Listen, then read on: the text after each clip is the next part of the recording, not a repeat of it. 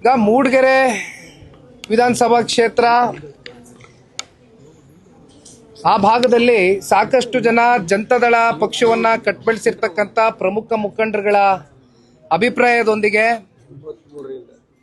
ಜಿಲ್ಲೆಯಲ್ಲಿ ನಾಯಕತ್ವವನ್ನು ವಹಿಸಿರ್ತಕ್ಕಂಥ ವಿಧಾನ ಪರಿಷತ್ನ ಸದಸ್ಯರಾಗಿರ್ತಕ್ಕಂಥ ಬೋಜಣ್ಣ ಅವರ ಸಂಪೂರ್ಣ ಸಹಮತ ಮತ್ತು ಸಹಕಾರದೊಂದಿಗೆ ಇವತ್ತು ನನ್ನ ಪಕ್ಕದಲ್ಲಿ ನಿಂತಿರುವಂಥ ಯುವ ಮುಖಂಡ ವಿಜಯ್ ಕುಮಾರ್ ಅವರು ಇವತ್ತು ಪಕ್ಷಕ್ಕೆ ಆ ಕ್ಷೇತ್ರದಲ್ಲಿ ಸೇರ್ಪಡೆಯಾಗಿ ಸಂಘಟನೆಯ ಒಂದು ದೃಷ್ಟಿಯಿಂದ ಸಾಕಷ್ಟು ಒತ್ತನ್ನ ಕೊಟ್ಟು ಕೆಲಸ ಮಾಡ್ತೇನೆ ಅಂತಕ್ಕಂಥ ಒಂದು ಇಚ್ಛಾಶಕ್ತಿ ಇಟ್ಕೊಂಡು ಬಂದಿದ್ದಾರೆ. ಹಾಗಾಗಿ ಇವತ್ತು ಒಂದು 200-300 ಜನ ಪ್ರಮುಖ ಮುಖಂಡರುಗಳು, ಬಹಳ ಪ್ರಮುಖರು, 500ಕ್ಕೂ ಹೆಚ್ಚು ಇಲ್ಲ, ಅದರಲ್ಲೆಲ್ಲ ಬೋಜಣ್ಣ ಅವರು ಎಕ್ಸ್ಪರ್ಟು, ಅದಕ್ಕೆ ಕುಮಾರಣ್ಣ ಅವ್ರ ಜೊತೆ ಇರೋದು. ಹಾಗಾಗಿ ಆ ವಿಚಾರಕ್ಕೆ ಸಂಬಂಧಪಟ್ಟಂತೆ ಇವತ್ತು ಪಕ್ಷ ಸಂಘಟನೆಗೆ ಬಂದಿದೆ. ಸರ್, ಒಂದು ನಾಗೇಂದ್ರ ರಾಜೀನಾಮೆ ವಿಚಾರ ಸದನದಲ್ಲಿ ಚರ್ಚೆ ಮಾಡಿದ್ರಿ, ಹೋರಾಟ ಮಾಡಿದ್ರಿ.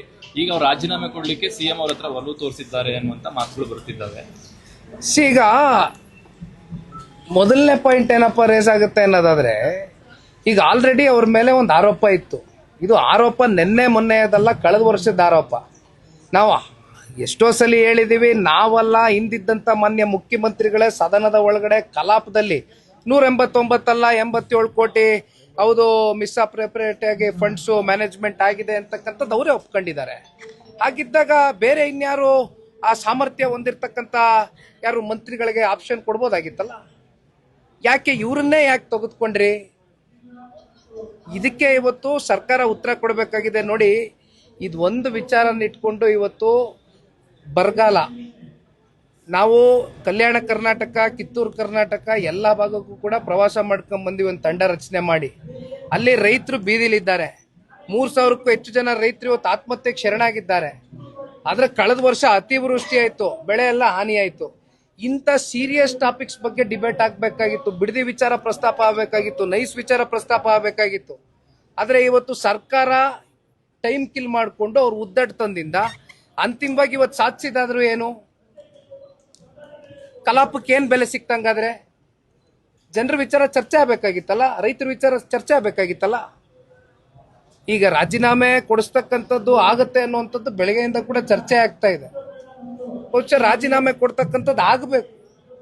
You should take up that responsibility. ರಾಜ್ಯದಲ್ಲಿ ಪಾರ್ಕ್ಗಳಲ್ಲಿ 5% ಜಾಗವನ್ನು ಬಳಸೋದಕ್ಕೆ ಈಗ ಸರ್ಕಾರ ಮುಂದಾಗಿ ನಿಂತಿದೆ.